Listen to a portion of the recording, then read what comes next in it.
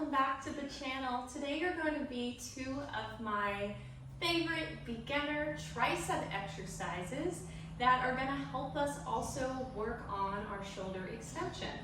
If shoulder extension or these are going to be dip variations, dips, are something that you find doesn't feel great in your elbows or your shoulders, it's probably because you need to work on some shoulder extension. So I'm going to link another video here that you might want to try out before you get started with these. So we're going to start with my favorite and first variation, which is going to be on the floor. This is like a modified Yogi, no equipment tricep dip that I often start clients out with just to get them used to having their hands behind them and doing the dip motion. So you're going to go ahead and sit on the floor for me. Feet are going to come out in front of you, heels are on the ground, and then the hands are going to find a place where either they're in towards the body or maybe they point out, but it's going to be best if they point either out to the sides or in for this exercise.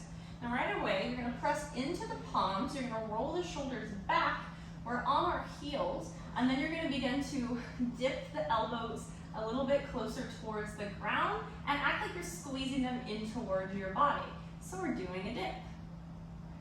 Just like that. If these are feeling pretty good or maybe a little bit easy, you can do the same thing with your hips lifted off the ground, bending and straightening your elbows, lowering yourself a little farther down, and then back up. If those aren't your jam and you're not feeling the gist of those on the floor, you can go ahead and try a similar exercise on the chair. So you can use a chair, you can use a bench.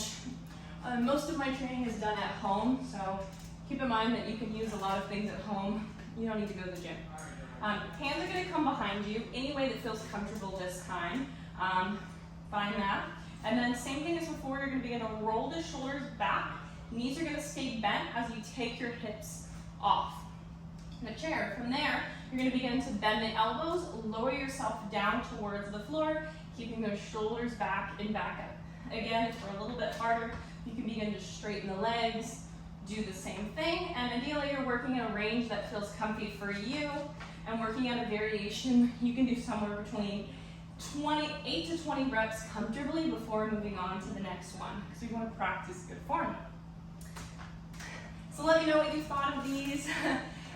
Give them a go, and then definitely subscribe to the channel for more sustainable beginner fitness tips and mobility. See you soon.